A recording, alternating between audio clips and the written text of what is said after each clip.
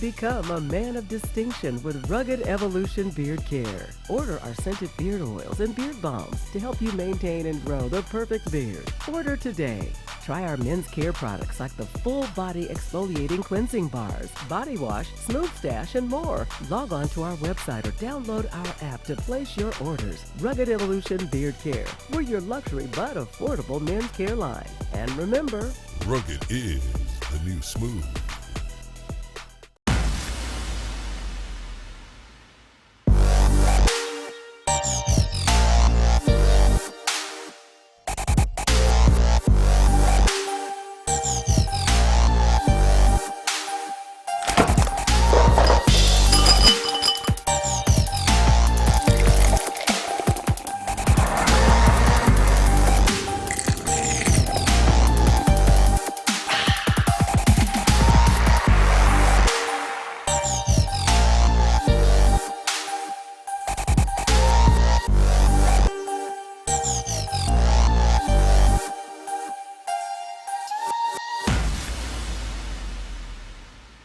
All right, fam, what is happening? What's going on? Welcome to another great episode of our Smooth Club Podcast, the show where everyday men discuss everyday topics. I'm your guy, Arrington Gavin, and joining me, Ciroc. Yo, what's up? It's just us, man. It's just us today. We gonna have some fun. Everybody else got in We trouble. gonna have some They fun. on house arrest. Damn right. Yeah. And we already having some fun because today is a special day. Today is my man's birthday, so happy birthday. And it will be my birthday next episode too. That's right. And the episode after that. Let me know. Uh-oh. Man, they didn't. I got disconnected. While he's fixing his mic, we're still gonna keep on going. So we got a great show going on today. We have the very hilarious and the talented Big Vino. Excited to have him on. We just gonna have some fun freestyle this episode. But like Ciroc, first of all, man, how you doing today? It's your birthday. It's my birthday. I'm a little bit older now. Hey. Yeah, a little bit. But another great year, another year of, you keep on winning because I see you, of course, with all the shows, with building up in your city, building up the brands and stuff, man. Man, we building together now. You damn right. And it's exciting. We celebrate each other. That's right. I do got a topic though. So this is the most annoying one. It's probably didn't died off by now. It's probably not as big as it is when this episode airs. What's the topic? So this comes to the terms of, say you have a baby mother, right? You have a baby mother. Mm-hmm.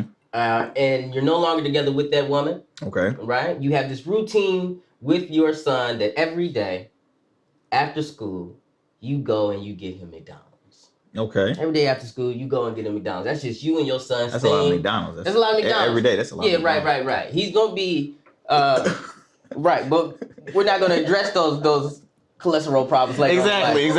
Right now, that's just you and your son before high school. Moment. Right. Your baby mother has 3 other kids, not yours. Not yours. Now, this particular day, she has run out of food stamps, right? She has no way to provide for her babies of joy. Okay. But she knows that you're coming with that one child's food, right? Do you get all the children food? You don't know if they hungry or not, to tell you the truth. This is just your daily routine. Yeah. This is just what you do. Mm-hmm. You don't know if they eating or not. You don't give a damn about them kids. True. Just on this particular Fuck day, them kids, this particular day, you don't know, but they ain't ate in about 24 hours. So I'm seeing these malnourished kids. Like, these malnourished children are looking at you hand this bag of McDonald's. Do you get McDonald's for everybody? And this, you said what? Do you get McDonald's for all the kids? I mean, I'm a nice person, right? If I see a kid hungry, yes. But see, you didn't know they were hungry though. You're right. I didn't know they were hungry. So no. So then I'm my kid, it's our routine. So let me, I'll feed him. But this particular baby mother calls herself, what is it? She said she bust him out. She said I'm putting him out on Front Street. I'm busting him out. And she basically recorded him dropping off the food with just one meal while all her other kids didn't have. Oh, see, that's petty. That is. She said, I don't get my food stamps to the 11th. I guess it was like the 9th. I don't know. But that's what's viral right now. That is crazy. That is crazy. But that's so like, I get so sick and tired of seeing people putting shit on social media for one. Yeah, and then crazy. On top of that, I'm assuming like everybody's on her side saying this, I think I haven't really looked at the this comments. bastard right like, here ain't feeding these kids. He just drop it out. You know exactly what's going on. I feel like the popular opinion is going towards the them ain't his kids, not his problem, not his responsibility. True. You know what I mean? But every now and again, you do see the random moms who have 6-7 kids with 6-7 baby daddies who's saying a real man would buy groceries for all my kids and my new man and my neighbor. Like, hey, but you know what? That's such that is so hard though, because again, it's like to defend, like, does that make the guy a bad guy if he doesn't, just because at the end of the day they're gonna be like, well, if you why don't you just support all, because he's with the girl, I'm assuming, right? Is he with the, he's not together. With the girl? They're not together. Damn, so how many babies? So she got 4. She got 4 kids. The baby daddy count is undetermined. Oh well, shoot. But that's not his. So he got she got to contact their baby daddies then and be like, hey, look, they just got to contact them and say, hey, look, bring me some McDonald's or something. Don't. I thought, like, okay, if you have multiple baby daddies, then you have to communicate with them multiple baby daddies when that individual child is hungry. Hey, your kid is hungry. It's like if you had one kid, you wouldn't call some random dude. But look, how bad is it the fact that you have like 4 baby daddies, only one actually does good? Like, what does that say about you, girl? I'm just saying, like, if it's out of the 4, only one is doing good, the other 3 is like, hey. That is wild. That is very wild. The more I'm thinking about it, I'm like, the one doing the right thing. The one that give a fuck is the one that's getting yelled at. And then he's like, oh, I'm gonna get his ass. So that's the one good one. You out of options now. No, he got that is crazy, man. Man, shout out to the fathers out there that's doing their part though. Allowing the kids to eat McDonald's every day. I'm eating what would have fixed the whole solution. If he would have got a pizza. Oh, damn right. Pizza make it better. Shit. Right. Look, go get a flight, a $5 Little Caesar, some shit like that. Little Caesar, how much, man? Shoot, that's perfect right there. He wins. You look, black man can or something, man. Right. King. He would have looked stupid if he came up with a Little Caesar box. Hey, ain't that look? Never mind that. We like Little Caesars. I like them. But also, man, I forgot to mention in the beginning. Look, ways to support the show. Please follow, subscribe to the YouTube channel Rugged Evil TV. Follow us on all major podcast platforms: iHeart, Spotify. What else? iHeart, Spotify, Stitcher, wherever you get your podcast from. Of course, you can watch us on demand on the Roku channel, Global Vision Network. So we continue to grow and build up this show and just help change the narrative of everyday men discussing everyday topics. And also too, we got to shout out some of our sponsors. As you see, some black owned spirits. Yep, there you go, right there. See, Ingenious Gin, Rose Gold, black owned, veteran owned gin. Some of the best tasting gin I've very had. good. Very, I mean, I'm review. That's an honest review. Drinking it straight and it's delicious. Of course, Shoe Crazy wine as well. Is that where Shoe Crazy? Oh, right here. In front of me. Yep. That's one bar right there. Gwen Hurt and her daughter. Mother-daughter duo. Oh, there's a shoe on the. Oh, you got a little sexy woman over here. Okay, you can put that back right there. There you go. There you go. All right. Great stuff. Great stuff. They also entered into the spirit industry. They got a whiskey coming out, a moonshine, a vodka. Have you ever had moonshine, Sarah? Yeah, I had moonshine before. You like moonshine? I had it once. I had like a piece. When I woke up. Okay. Yeah, it put me to sleep after that sip. But when I woke up, there was a nice aftertaste. So that is true. It's very smooth, but it's definitely. I had some friends that lived in the country. They would bring some when I was in college. They had when we had like a room kind of like inspections, right? And they would hide it into the ceilings, like homemade moonshine. Like they put their own like dice. They would hide in the ceiling and bring it out. And I tried some. I was just like, don't they make that in like tubs and toilets? And yes, they do. That's wild. And you tried it. Let's get our man Big Vino on there. It was a good taste. I'm just saying it was like, hey, I'm just saying. But it was smooth, man. But I'm like, man, this shit will start a car. It is so potent. But yeah, it's kudos. Something you shouldn't binge on. But I know country folks who kill it.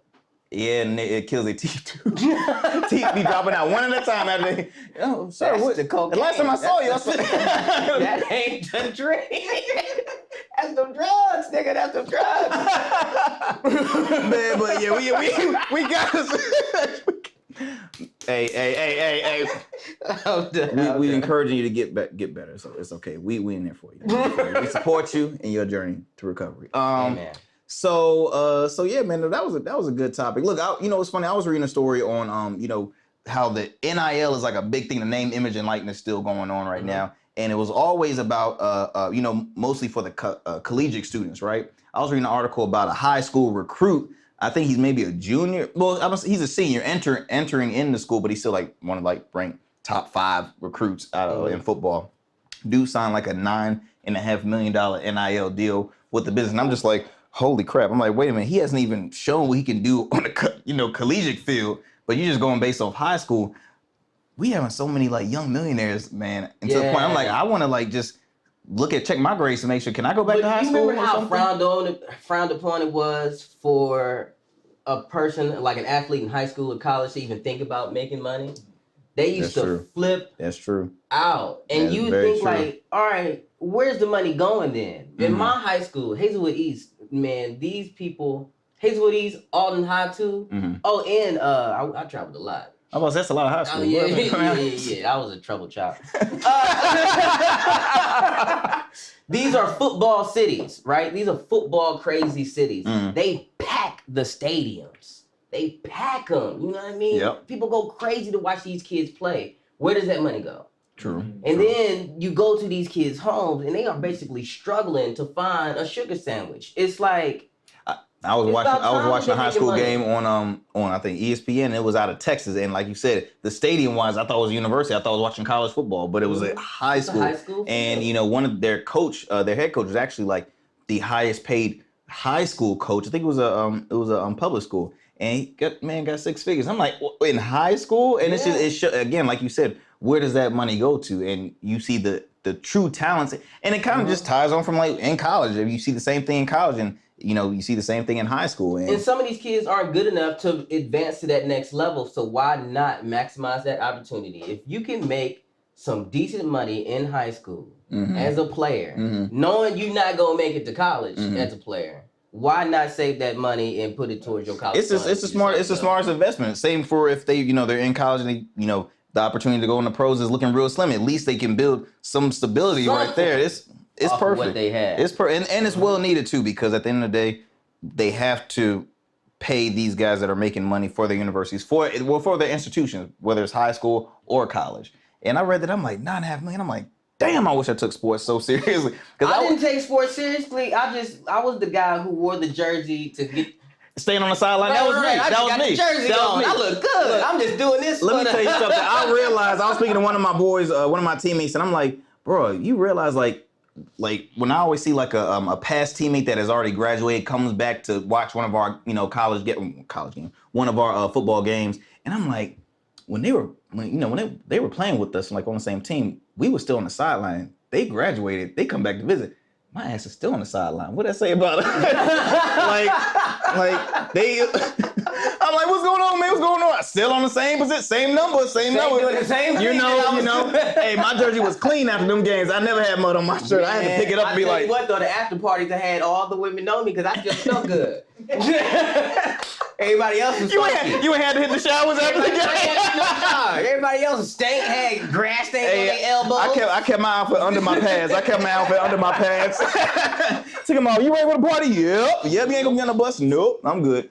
Oh my gosh, that's funny, man. That's funny. Well, look, we are gonna bring on our guest. Yeah. A really, really, really hilarious gentleman by the name of Big Vino. Let me read a little background real quick before we bring him out. So you may know this, you may have seen him on the Comedy Cabana, the Stress Factories, and the Funny Bone. But Vino's journey started in his hometown of Newark, New Jersey. Shout out to Newark, New Jersey. As a child, his natural charisma and eagerness to entertain should have been a clue to what his future would have held. But like far too many who grew up in the urban jungle, the temptation of the street life would seduce him, and he would squander years of potential deep invested in the game that would claim so many of his friends' lives. So at his core, he sought out to leave the lifestyle of drugs, crime, so he packed up and moved away from everything he knew to try his hand in an ordinary life in Virginia. Too bad Virginia got the same shit now. I'm joking. Too bad it's the same stuff going on in Virginia. No, but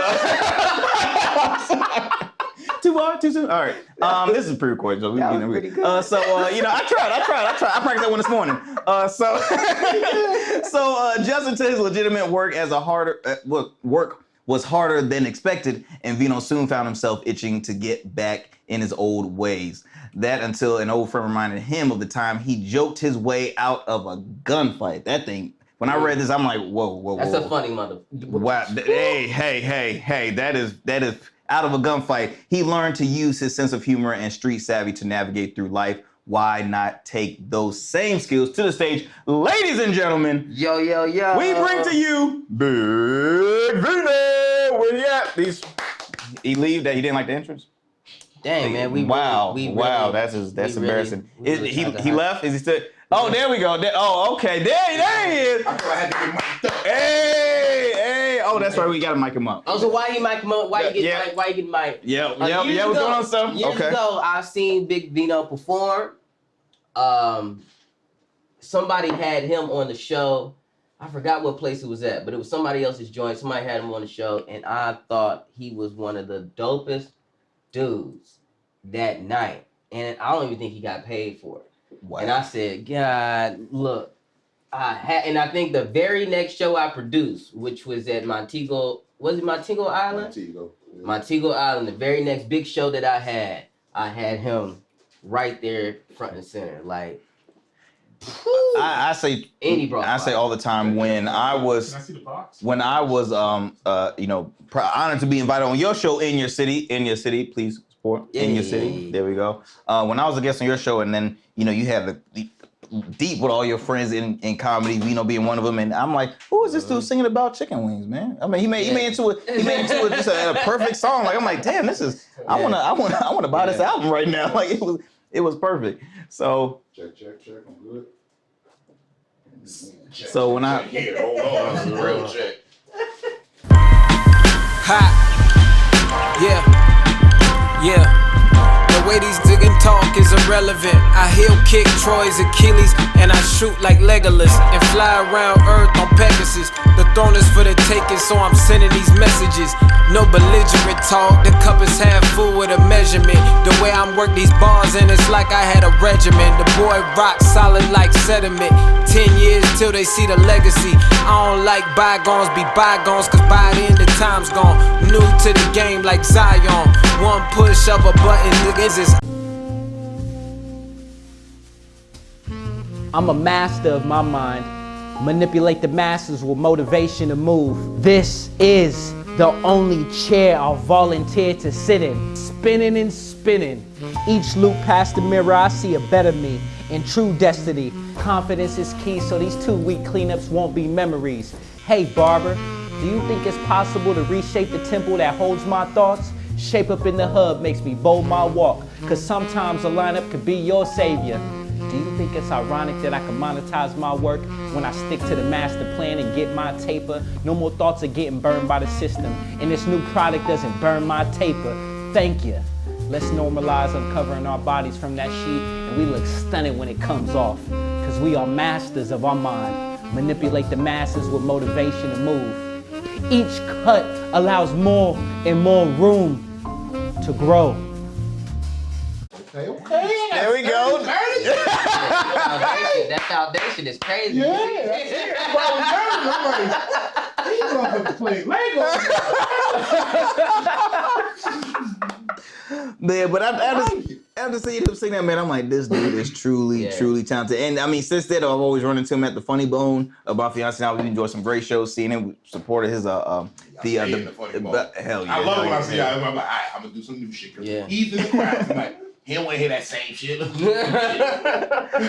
well, look, we so happy to have you on, man. So honored, man. I see you enjoyed yourself a beverage, man. Help yourself. I'm about to fill myself another one, too. Yeah. Alrighty. Well, look, Big Vino's in the building. Big Vino, man, appreciate you for coming, man. Appreciate it. So excited. Thank y'all for having me, man. Absolutely. Look, I was reading your bio, man. Now, so Rock and I looked at each other right when I read the part where you laughed your way out of a gunfight. Can you reclaim that story? Yeah. Without giving away too much, and incriminating anybody. There was a there was a disagreement about discrepancy of funds, you see. And someone felt that they were owed money for a task that they did not complete. And they got hostile with me because they felt they needed these funds because they did half the job. And I said, that's not how it works. And they pulled out, old 38 on your boy and he was ready to shoot. And I had my little thing in the cut too, and I was ready to. For our Caucasians, little thing. Little thing in the cut mean. Little 22 in the back. Yeah. So you pull out your shoe or something, you know what I'm saying? Uh-oh. Get your notepad and paper, write that down. Next time, it's like, okay. Some lightweight, but it worked. It get real in the streets out there some days. And I said, we're gonna shoot each other over this little ass bit of money. Man, let's go get a drink. Fuck this little ass bit of money. I was there when you shot the other nigga in the ass for that cigarette. You know what I'm saying? And it was just, we laughed, you know what I mean? Look, it ain't that serious, but look, I'll give you half. I'll settle with you by half, and then we laughed, and then. But you know how it's funny that is though, but what you just said really could take care of some of our issues going on in Hampton Roads. I'm just saying, like the gun violence going on. Our brothers are getting younger and younger suspects, and it's over petty stuff. Whether it's a girl, whether it's money, it be little things. Exactly. Everybody wants to be, the all powerful. Everybody wants to be, I hate to say it like this because it's beating a dead horse, but these little motherfuckers just don't know how to fight. They scared to take an ass whooping. Like, that's the problem when you coddle these children all day. Like, I was a youngin' who grew up in the 80s. We was riding bikes and flipping on pissy mattresses. And, like, we used to jump out the second floor window for fun. Like, we line up all the pissy mattresses and we put like 3 or 4 of them up and then jump out the second floor window and see who survived. My mattress wasn't pissy. Oh, no, this ain't my mattress. This is a mattress you found on the street. He's not representing all of us. My mattress. No, you found these mattresses in the street and you drag them back to your house and your mom will be like, I feel you. Why you bringing that shitty ass mattress over here? And be like, cuz you told us not to be jumping off shit in the house, so we gonna jump off out the house. You know what I'm saying? And then she like say, all right. She's like, I ain't taking y'all little motherfuckers to the hospital. I'm gonna let you know that, so don't break shit. People watching, where did these pissy mattresses? In the city of North New Jersey, South 11th Street and South Orange Avenue. You see a pile of them out there. It's a vacant lot right around the corner from West Side High School. The lot sound like that baseball field that King Arnold used to play on. Vivid. It was perfect. King Arnold had a pissy mattress on that field before they fixed it. Exactly. Broken Heineken bottle was second base. Yeah. That condom right there, that was third. Oh my gosh. So, okay, so that's how the gunfight. Okay. Yeah. It was some old. Look, man, I used to really be in these streets, people. I really try to reiterate, babe. This is why this is a labor of love for me, first and foremost, doing this comedy thing, because I was out there, and I can't even take back all the bad and all the wrong and all the misguided decisions I made, and people I've influenced probably. But I can make them a little happier and laugh and get through the bullshit that they get through now. So that's where I'm at in my life. Well, you surely do. Like I always say, guys like you, Ciroc, man, y'all truly are therapy for just people that are like come to be entertained. Like what you guys do is truly just is needed. Is needed in life. We're honored to have y'all in our community.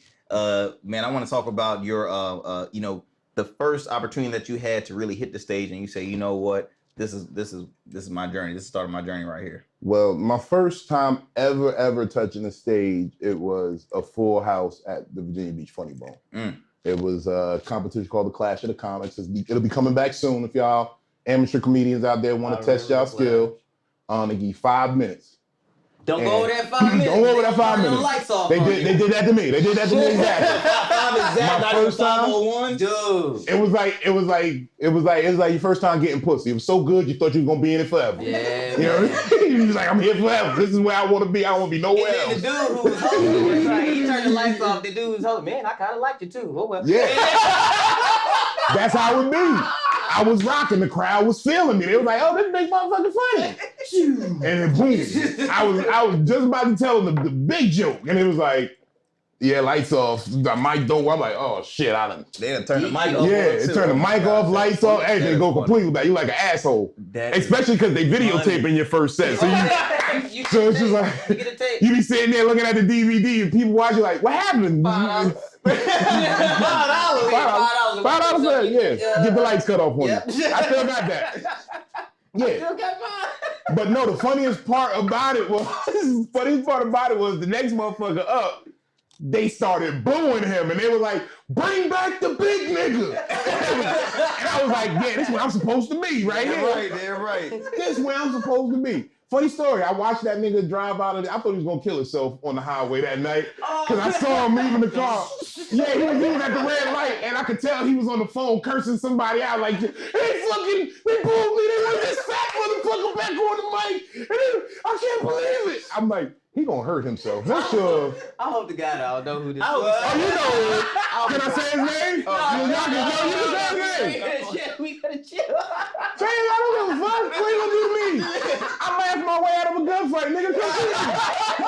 Nigga, gonna pull up with earplugs. Let me shoot you with my elbow, bitch. But nah, he cried. I saw him crying. You could tell he was talking to his girlfriend or something. Like, "They booed me, and they said, 'Bring back the baby.' And he ain't even that funny. He had the lights turned off on him." I was just looked. I'm like, wow.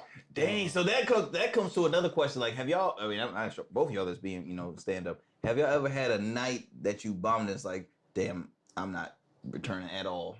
Or I have a quiet night. I had some quiet sets where you get them, but it just wasn't enough to open their mouth. Yeah. And then I'd be like, all right, man, I really need to get back on this road because I'm tripping. Got you. But I've never had a night where it was like, oh, I need to do something else. Got you.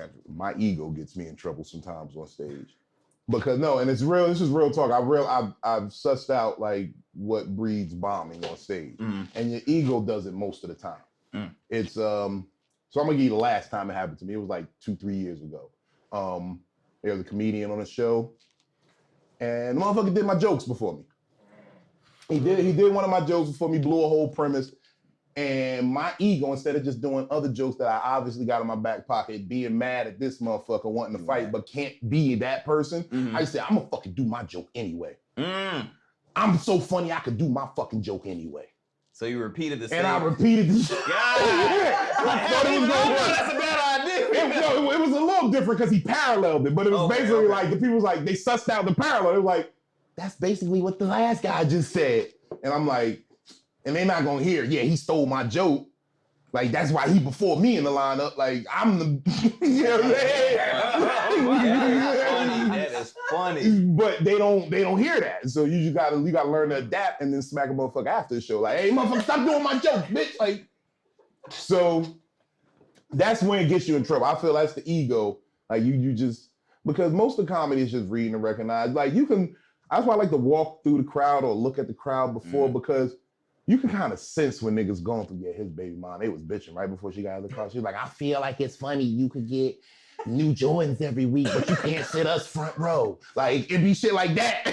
Now let's just be the funny bone. It's good seats everywhere. I will say that. It's good seats everywhere. But you could tell she giving them the business. There is a seat in the back where this pillar. The pillar's right in the way, yeah. It's right Nobody like sitting there. That's true. I've been there enough to see that pillar. Nobody like, everybody always has to move when they sit there. Like, that pillar "Can crazy. we move? It's a pillar right in the way. Like, you can't even see the stage." You know what? I would say I've probably been to the Funny Bone at least 12 times, a good 12 times. I've never been upstairs. I've never been on the second. Oh, we gotta have to change that next time you come. It ain't much up there. It's just you look down. Okay, I'm like that's the only thing. But I mean, I don't know if those are like bad seats, good seats. No, every seat is good. Like, for the most part, that's where I watch. That's where you guys should get the best camera angles from. Yeah. Up top. Okay, bet. Because you can see the crowd, you can see the stage. It's like a whole frame. Got you. I'm sure it's been either front row, mid. For the first time, matter of fact, because the night where I think you had opened up for Michael Collier. Oh yeah, on feature for him, yeah. Who was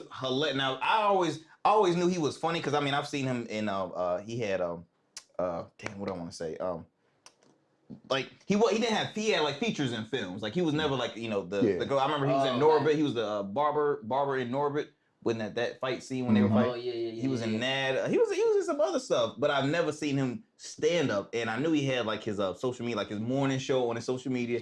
And I said, let me go see this guy in person, man. Oh my God. Larry. Oh my God. The OG. Oh my God. Look, and so humble too. Man, that man is, I swear that man is the funniest. When I develop my television show, he's gonna play my like uncle in the show. Like he gave me so much guidance in that little weekend that I worked with him, and just like I fucked with him on the morning show afterwards.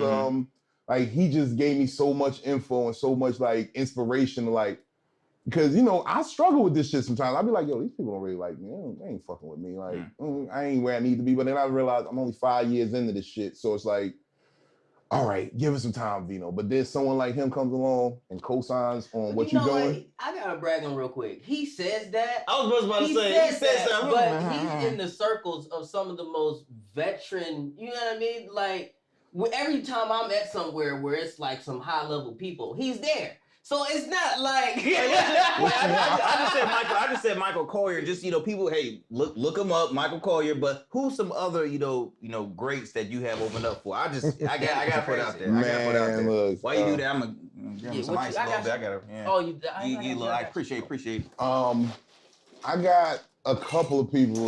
You want me to go? Get that Evan Williams. All right, well, so I don't even be knowing how to do it because I feel like if I start naming them niggas, I'm gonna get phone calls. They like, I'm more famous than that nigga. You should have said me first. But it's like, yo, he put on the spot. All right? Yeah, I'm on the spot a little bit. So he just got whoever. So I'm gonna just run down some names and y'all judge them where they at in the icons in the annals of history and comedy. But it's like Bruce.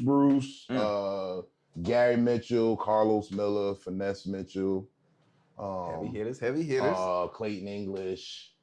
Who else? Arnez J, Lil Duval. Okay. Tony Wood. JJ Williamson. That was good. Davis. No, I didn't know for him. I didn't get over. Yeah, he got a team. Shout out Marcus Banks. That's my homie. They got a strong team out there. I thought that was definitely. Who else I done open for? Any comics you would love to like work for, or like go on a tour? Like who's your Mount Rushmore when it comes to stand? Top five. Top 5 is. This about to be so political. No, it ain't political at all. It ain't political at all. Okay, damn. No, it's not political. Not at all. Monique. No, it's definitely not Monique. I will say that straight up. But no, top 5 dead or alive, real talk. It would be Corey Holcomb, Dave Chappelle, Kevin, of course. I got a soft spot for Richard and Los, real talk. Like that last one was a surprise. Carlos Miller? Oh, no, that boy is a beast. I met Carlos Miller damn near 15 years ago before I even ever thought I was really a dope boy in the streets. And my man had a Father's Day show at a Lord Lounge in Newark, New Jersey. And that's when I got introduced to Carlos Miller. It was 2011. Wow. Damn. And I remember it vividly because I got robbed that night. I'm gonna get y'all little niggas, I promise you that. I ain't forgot that night. 2011. That's stalled me up. Just still remember. Yeah. No, it stalled me up. Emotions that he went through when it happened. No, because it stalled me up. Because I stopped to serve these little niggas on my way to go get this piece of pussy that I was chasing for like a month already. So she was like, come get it, daddy. I'm ready. It's Father's Day. Let's make you a daddy. And I'm like, we in there. Let's get it. So I'm like, I got to make this one stop. This little nigga want a couple bags. So I was like, boom, pulled up to him. And these little niggas ran down on me. They got me. I was stuck. I was like, oh, shit, I can't even reach for the gun. I'm be gone. So they got me. They took everything. But they knew I was a somebody. They knew my face. They were like, he is somebody. Let's not kill him. And they let me go. And then I was just mad. I never went to go get that pussy. I was just like, bitch, I can't go. No, I can't fuck after I'm hot like that. I'm mad. That adrenaline. Shit. It's something about a robbery adrenaline that get my dick going. If I have done it, yeah. I really gotta take my mind off this thing because I will not sleep that long. Like a good robbery. See, I don't like to leave shit to chance, especially when it's like the first time I'm fucking a chick. Because I don't want to be like, that robbery's on my mind. That's why I didn't get it good. She be trying to judge your performance and shit. Oh my God. Yeah, you ain't really tell me. I don't even want to give no pussy to somebody who's getting robbed out here in these streets. Like, And you know what I'm saying? I just like, man, I'm mad as hell. Be dirty macking to her, your little dude get your little dude out here. He was crying when he robbed. He said, "Please, I got this pussy I'm trying to get." Yeah. Nigga ugly when he cried.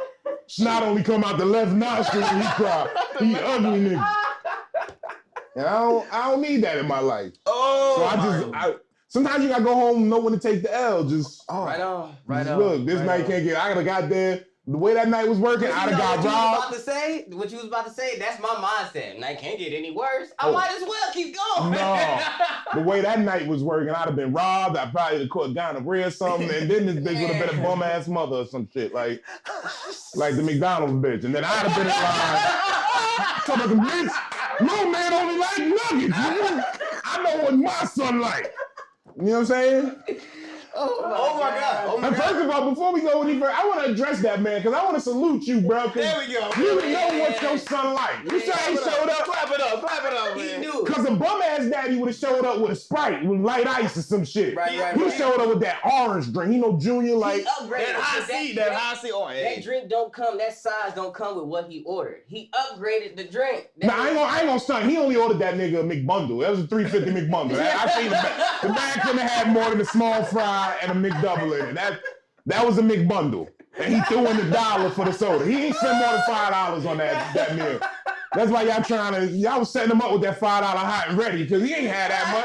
The nigga had $4.50. He had $4.50, $3.50 bundle and $1 for the drink. He literally had his cash in his hand. Yeah. Damn. He's like, I ain't gonna. I know what I'm gonna do. And I know she ain't got no food stamps for this thing. That's why he was in a rush. If you see the video, he pulled up and left the car running because he was on the way to the next chick house to get something to eat for himself. Yeah. You see? And that's a good father. He put his son before himself. There you go. He used that last little bit of change to get that child something to eat.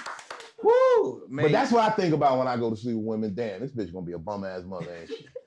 I can tell right before I'm about to come if she gonna be a bum-ass mother. Because if it's like, if you about to come and then you like open your eyes and get a little bit of clarity before the come even comes, she about to be a bum-ass bitch. She about to be a horrible mother. Don't pull out, my nigga. That's the Lord telling you, hey, tap on out, my nigga. Get out of there. So what's that song where you see the sun, the moon, the mountains, and the that's not Babyface. What is that? That's not Babyface. I know exactly what you're talking about, man. I lucked out. I didn't get no clarity. I got hired. I said, I'm making another one. I'm making another one. So you got to know your strengths and weaknesses in this game. Oh my God, this is like the best episode ever. I'm not even like, this is the funniest episode. Oh wait, you had topics. Oh, I had time. I'm sorry. Vino reaction. All right, your reaction. Okay, Vino reaction. Okay, all right. We'll get it. So I'm the responsible one. This is. That's crazy. I'm gonna drink a little bit more than that one. There you go. Drink a little more than that one. So I got a few questions, a few stories I want to get your reaction on. Okay, first story is 101-year-old former Nazi guard was sentenced for 5 years for his participation in the concentration camps. Now, honestly, 101. The man was in the wheelchair. The man, like 101. I don't know what kind of damage he could do, but I mean, and that goes for any crime. Like not long enough. Sentences him to life. He ain't got long anyway. He 101. 101. You said sentence in the life. That's 2 weeks, nigga. Yeah, exactly. Save the taxpayers some money. On his second week, he'll be picking out his casket. I think I want that one with the swastika on the interior. No, because that's how these dudes do anyway. So you might as well just because these motherfuckers get sentenced when they dumb old and then die.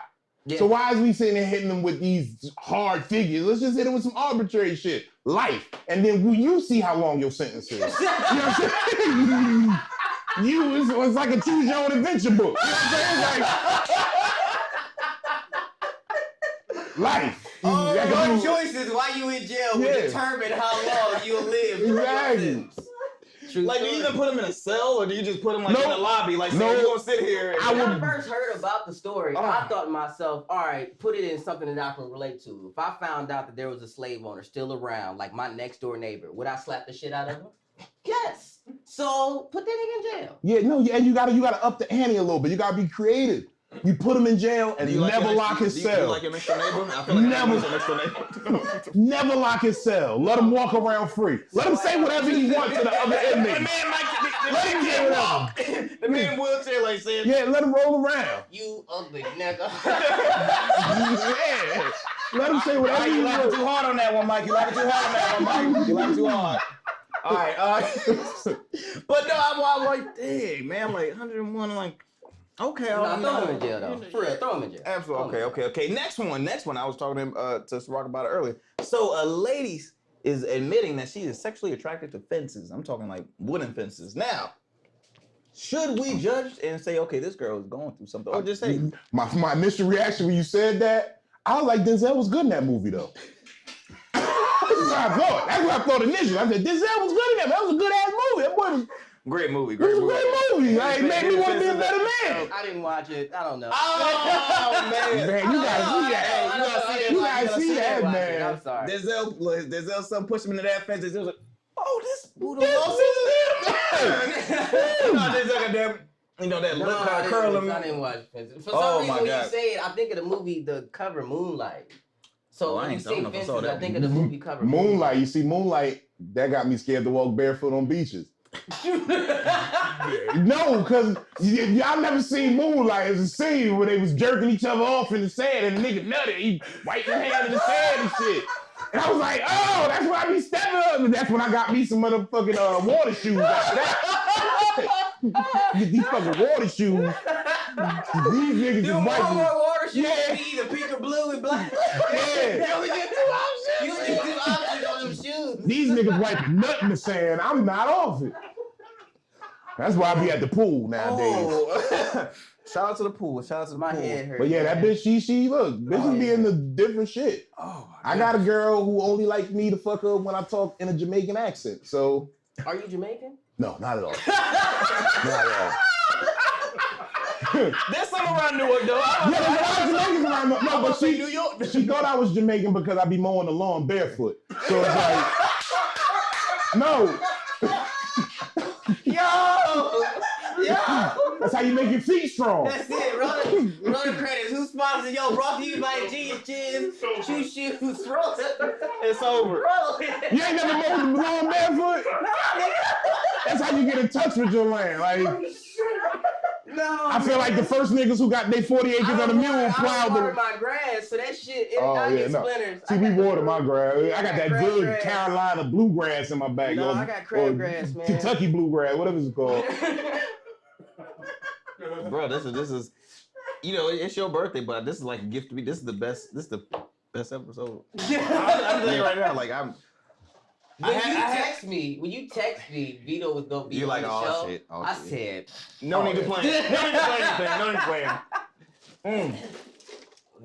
As you see, we are enjoying our beverage.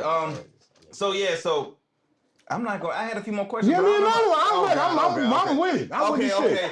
Okay. This is just questions. Should Will divorce Jada? Ooh. So right here's the problem with Will divorcing Jada. He ain't ready to lose half of everything. He got to get a little bit more because she gonna take half of it. But the thing of it is, Jada will never divorce Will because how else will a bitch stay relevant?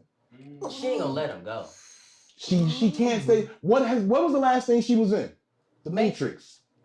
That was 10 years ago, nigga. Oh, in the red table.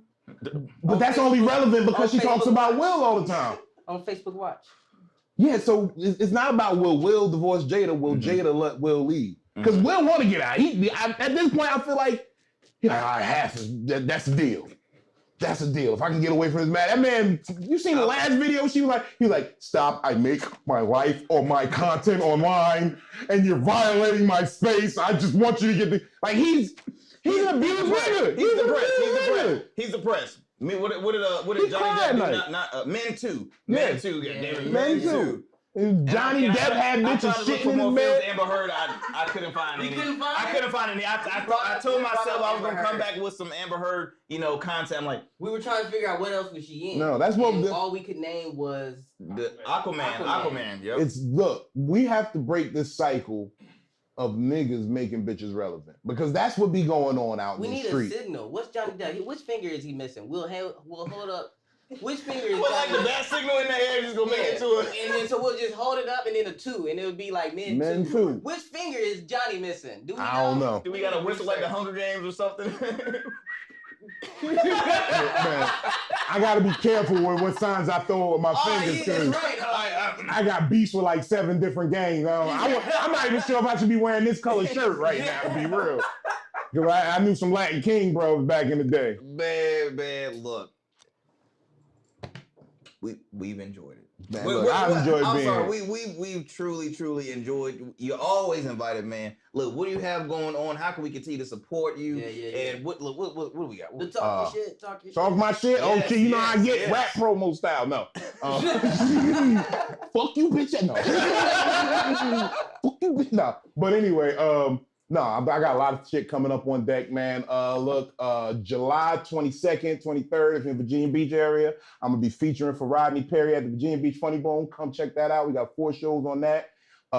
September 1st, if you're in Richmond, I got my own shit, Disorderly Conduct. Come check that out if you like wilding out. You'll love Disorderly Conduct. I was on the first one. He was on the first one. Srock was on the first one. We did a Battle of Sexes for the second one. And now we're running back a War of 64 Part 2. My man Lazarus Hamlin. So we got that September 1st at the Richmond Funny Bone. I get a lot of last minute calls because niggas be acting like they don't like me for real. They be like, they don't want to just say 2 weeks in advance, Vino's gonna be here. They want to say, oh, I got a surprise for y'all. My nigga Vino just showed up. And then I got to charge them that I got a surprise for y'all price. So if you get with me in advance, we can take some of that off, take some of that taxation off, and we can talk real good prices. But it'd be a lot of last minute shit, so keep up with me on all social media. Big Vino Comedy, BIGVINO. That's like wine.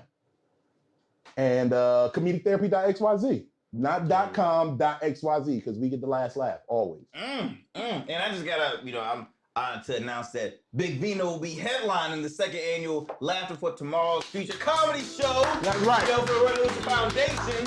This gentleman right here, to my left, he headlined the first annual, killed it, of course. And just honored to have Big Vino headline the second one, man. Y'all need to pull the fuck up. That's a step up. I truly appreciate y'all, man. And because I put people in trouble. I think it was a congressman or a side piece, something like that. Oh, you see, as a former pimp, you gotta learn to keep those secrets. You see, that's why I'm not in jail. I'm gonna keep it real with you. I used to run a string of hoes, and I got some favors with police chiefs and congressmen. In that case, that's when you turn the camera off on that one. That's when you turn the camera off on that one. No, turn the camera on and keep this shit running. Like, we need this. Bitch, get the quid pro quo. That's what you say. You say, bitch, get the quid pro quo. Man, look, cheers to you guys. Cheers to you my guys. birthday. Cheers to Salud. Vino, man. Happy birthday, my brother. Man. Look, Our Smooth Club Podcast, a show where everyday men discuss everyday topics. Tune in to the next one. Y'all take care. Peace.